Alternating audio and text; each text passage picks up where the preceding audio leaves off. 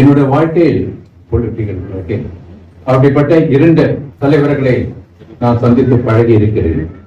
ஒன்று நம்முடைய பாரத பிரதமர் நரேந்திர மோடி. அவர் ஒரு நாளில் 4 மணி நேரம் மட்டும்தான் தூங்குவார். மீதி உள்ள 20 மணி நேரம் அவர் உழைக்கக்கூடியவர். அவர் குஜராத்தின் முதலமைச்சர் இருந்த போது கூட மிகவும் எளிமையான வாழ்க்கையை வாழ்ந்தவர். அவருடைய எல்லா திட்டங்களும் சமூகத்தின் அடித்தட்ட பிரச்சனைகளை வச்சுதான் அவர் திட்டங்கள் போடுவார்.